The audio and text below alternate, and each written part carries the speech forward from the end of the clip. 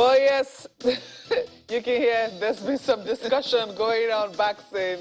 Ambassador Joe Keshi joins us right now, and he's been telling me about why he was concerned about, when he heard about the doctors putting the Queen under supervision and how he dealt with that information. Perhaps we'll start from there. When you heard that, that the doctors had, had not kept her under supervision and were informing her family members, it certainly was in England, wasn't it? Yes, it was. It became clear that the end was near, yeah. and we actually wish it wasn't going to be so. But for a lady who has spent 96 years on Earth, been on the throne for 70 years, had seen children, grandchildren, even become adults. And the nation itself that she's leaving behind in a better, stability. Yes, there are divisions, but certainly much, much better than when she assumed office.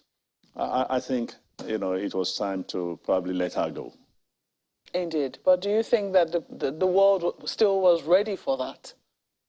I think the world has been ready. Look, let's be honest with ourselves. Once your parents get over 80 and 90, you just begin to prepare, knowing fully well that they're already in the departure lounge, and it's a matter of when the flight will take off. And, in this case, actually, I can't remember whether it was the BBC or the Sky, television, that said that all the arrangements for the Queen's funeral had actually been laid out. What they need to do now is to update it. And really, and I think this is what a number of television houses around the world, they've done. They've already prepared how they would react immediately the Queen departs. And this is why it came as no surprise that you all almost immediately suspended whatever you were doing and started telling us about her glorious life from when she came to the throne, I think in 1952 or thereabout. Well, a remarkable reign that she had. 70 years is no mean feat. And for a number of people, looking at the changes that she has had to undergo, go through, there'll be questions as to, how was she able to take in all of that, to see an era where from the end of the World War to the Cold War era to the more globalization, to the use of technology, to then she saw a pandemic, etc. For a number of people, she really showed remarkable grace, being able to take that in. Isn't it something you'll agree with? Yeah, remarkable grace, remarkable leadership, and for a queen who doesn't rule but reigns, even more remarkable. I think I said somewhere last night that she has seen about 15 or 16 prime ministers. Wow. And nobody has ever heard what she told them. Nobody has ever heard about her conversation with anybody. Nobody has ever heard what she said about politics itself. Nobody has ever heard her opinion on the divisions she might, of course, she's briefed by the prime minister, frequently, and whatever opinion she has about ongoing-ons in United Kingdom and advice, it's offered to the prime minister. But you never heard the Queen come out and interfere, in the political crisis or political games in the United Kingdom. And I think this is one of those things that made her reign remarkable, and the way she comported herself, the humility, the dignity, that she brought to the office itself. Not to talk, of course, of her grace and the beautiful outfits, and of course, if for those of us who came through the British colonial system, getting used to the British, the television, have also helped us to love the monarchy more with all the wonderful ceremonies, the marriage of the Queen's kids, And her grandkids the as well. grandkids, Yeah. everybody just glued to watch these events. And so it's really been remarkable. And so I think modern communication has also helped to project and promote The monarchy. the monarchy. And I love the way they call her Her Majesty the Queen of England. Well, let's go to Lagos now for some questions. Well, good morning, Ambassador. I mean, having seen all of this play out, she was head of state to 15 countries. And Commonwealth was really dear to her. How do you think Commonwealth will look without her, given the fact that there were some protests, some threatened to pull out some time ago? Well, I think that protest has subsided. Commonwealth is probably more stable than, today than before. If I remember that the Commonwealth started as a nation of 6 members. Today it's grown, to 50 or so. I can't remember how many members of the Commonwealth now. And in the last couple of years, she has virtually almost delegated the responsibility for managing the Commonwealth to the new King Charles. So the tradition she has set in place with regards to the Commonwealth, will continue. And there are a number of other countries who are not even English speaking or colonized by Britain has also joined the Commonwealth. So the Commonwealth will continue to exist, and I strongly believe that King Charles III will maintain and exhibit the same leadership in terms of the Commonwealth. Ambassador Keshi, you talked about colonialism earlier on, and I'd like us to talk briefly about that, the downsides to the reign of the Queen. Under her reign, when she took office, there were 8 countries that were being colonized by Great Britain. But as things progressed, she began to preside over quite a number of colonies. And there are some that are not so enamored by her reign as a result of the underdevelopment of Africa, by colonialism. Do you think her reign being remarkable trumps, colonialism? How do you weigh in on this? I always have a different opinion, and I'm sure one of my former lecturers will probably criticize what I want to say again. We got our independence in 1960, like a number of African countries. 60 years was enough for us to put behind us colonialism and all its, bad sides or downsides or whatever it is. We had the opportunity, or we still have the opportunity within this last 60 years, to have made our nation one of the great nations, part of the, great nations of the world. We cannot continue to look back. We must continue to look forward and to the future and see how we can take care of our problems, solve our problems, and grow up, as I always like to say, and become part of the developed world. For us to begin to look at what happened more than 60 years ago, her role and so on, the fact that she even went ahead, to help create the Commonwealth, to bring together all some of these old nations, that, the new independent state is a measure of our wisdom. And to a large extent, there's been the good side of the Commonwealth at the end of the day, particularly when it initially started in terms of education and assistance to the new states. So I don't think that we should, talk more about the Commonwealth and colonialism and what colonialism did to us. I think 60 years, it's enough or has been enough for us to overcome all the vestiges of colonialism. Many will say more than enough, actually. But, there's something very interesting you said the other time, and I'd like you to speak to it. You said she reigned and not ruled, and I find that very, very interesting.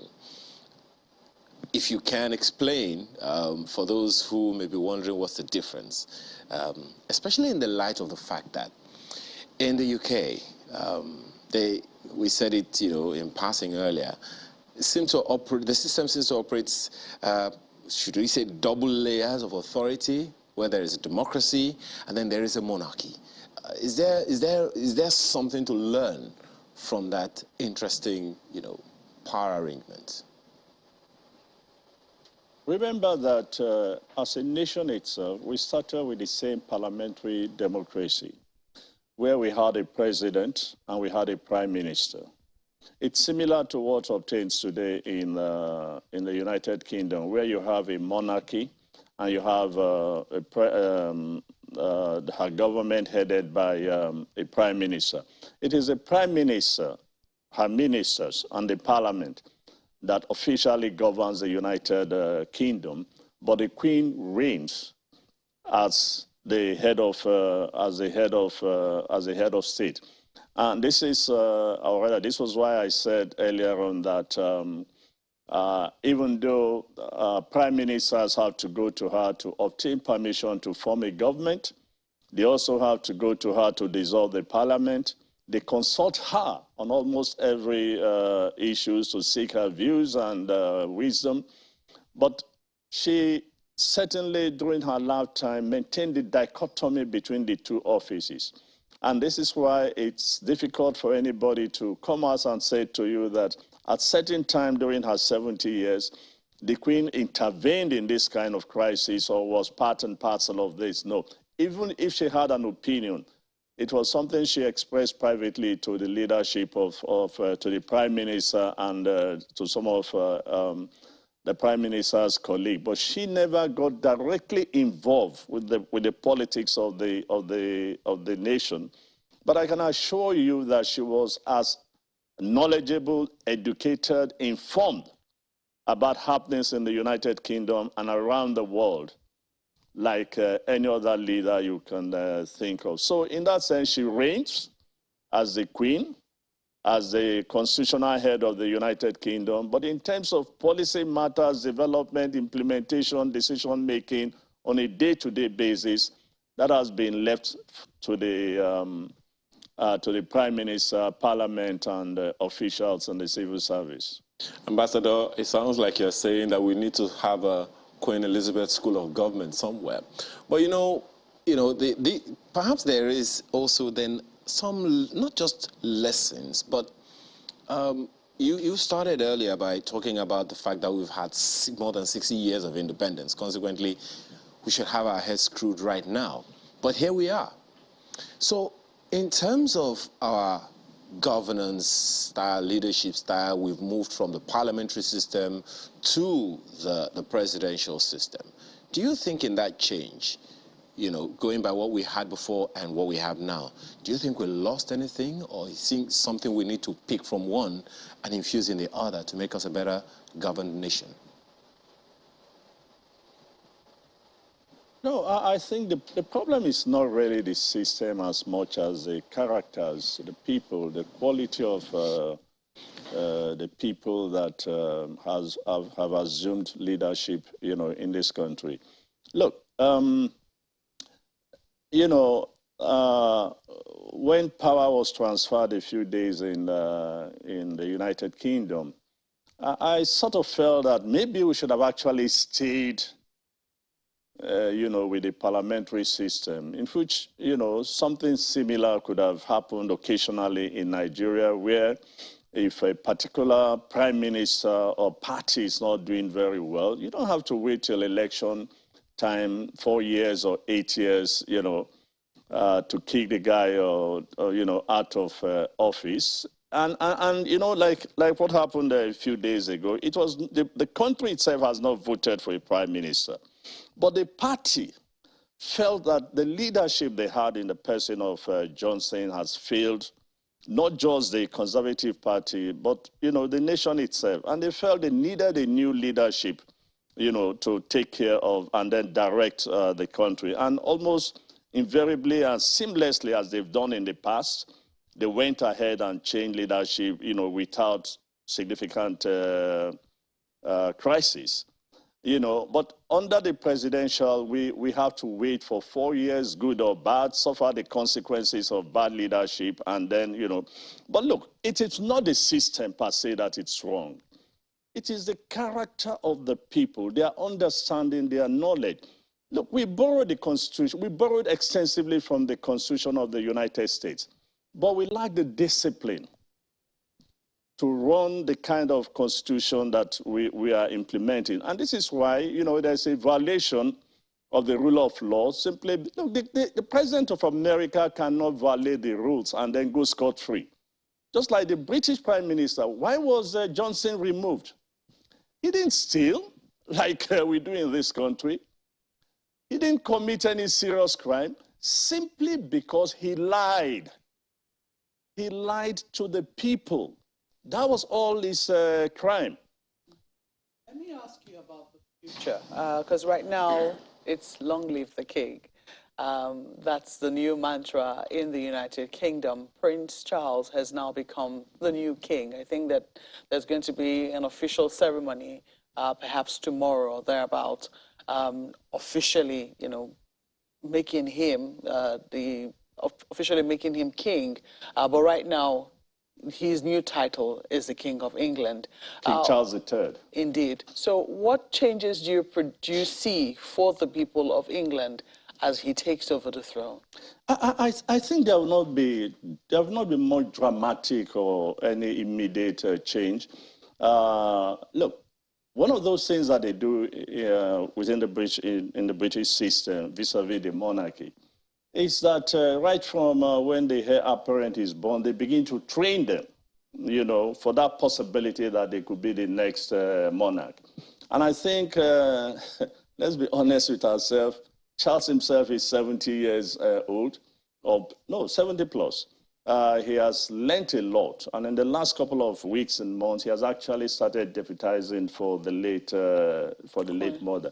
So we should expect that he will continue in that form and continue to build, to uphold the monarchy. I just think that the challenge he would have moving forward is that, look, the world itself is changing dramatically.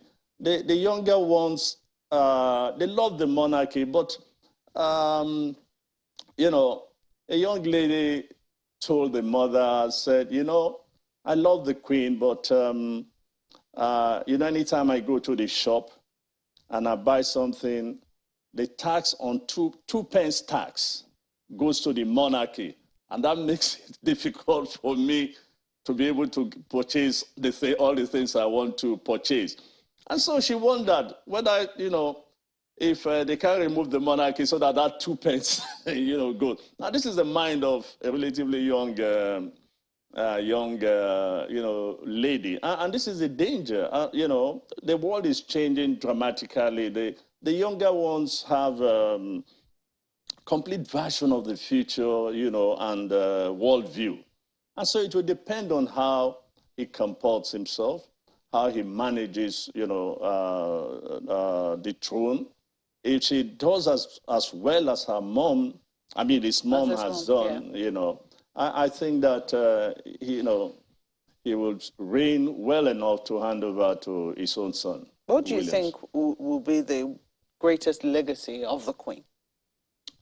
For me, I think the greatest legacy was that she maintained and upheld the dignity, the prestige, and the office of the monarchy. When you see what she's gone through, in terms of, interestingly enough, not so much a national crisis as much as family issues that brought great pressure, on the monarchy itself. The magnificent way she managed all the crises, the family crisis, and yet retained, even when she lost a bit of, should I say, public support over the death of Princess Diana, the divorce first, then, she managed over the years to regain that, to bring everybody together around the throne. And I think that's the greatest lesson that Charles should learn, and try to emulate the mom and, provide that leadership, that wisdom, that enabled the mother to reign for 70 years and die so gloriously that not just the people of the United Kingdom are mourning her, but the rest of the world, particularly in the Commonwealth. Ambassador Joe Keshi, thank you so much for sharing your thoughts with us this morning. Thanks for having me.